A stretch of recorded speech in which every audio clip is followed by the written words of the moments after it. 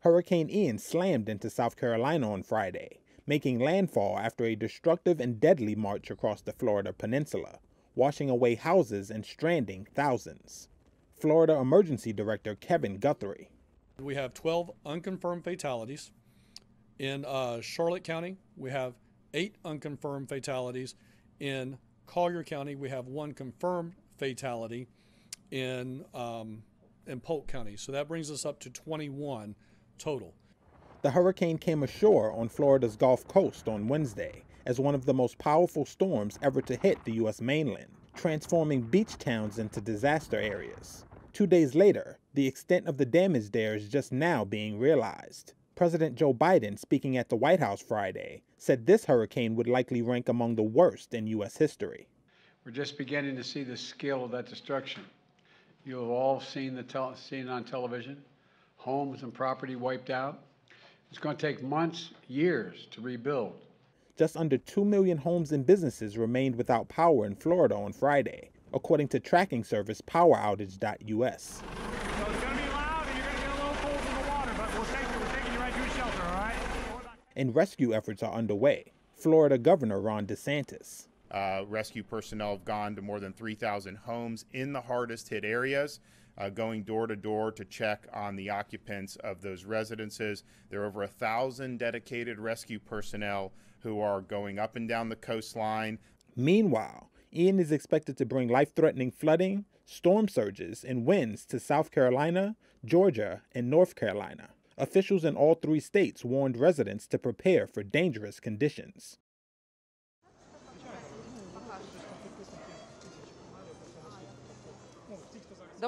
It's long overdue. President Poroshenko mentioned this too when he was the president. The NATO path was approved by the parliament and in the Constitution, so I'm only happy about this and hope that this issue will soon be resolved. I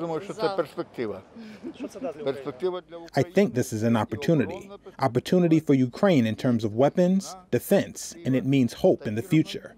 Here is what I think.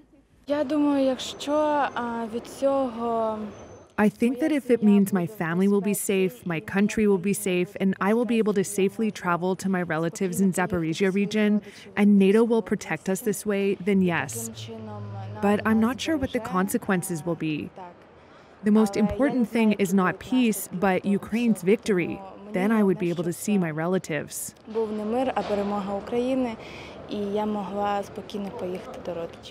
America and its allies are not going, let me emphasize, are not going to be intimidated,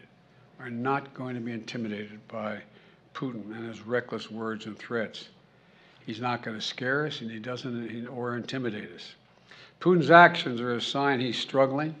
The sham routine that he put on this morning, that's showing the unity and, as people holding hands together. Well, the United States is never going to recognize this. And quite frankly, the world's not going to recognize it either. He can't seize his neighbor's territory and get away with it. It's as simple as that. And they're going to stay the course.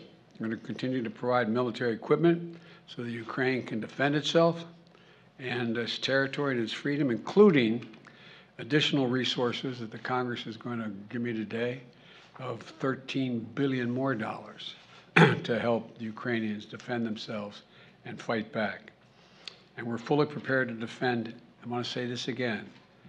America is fully prepared with our NATO allies to defend every single inch of NATO territory.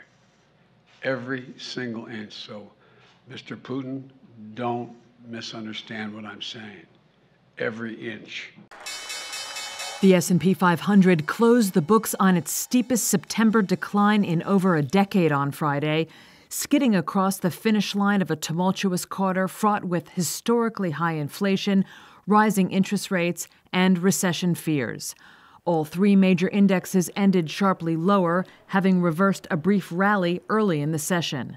The Dow lost 1.7%, and the S&P 500 and NASDAQ both shed 1.5%. Federal Reserve Chair Jerome Powell has rattled markets with an increasingly aggressive stand on high inflation, resembling that of former Fed Chair Paul Volcker, who tamed inflation in the early 1980s by drastically tightening monetary policy. But things could turn around for stocks as soon as November, says George Ball, chairman of Sanders Morris Harris. I worked at the Prudential Insurance Company when Paul Volcker was on the board.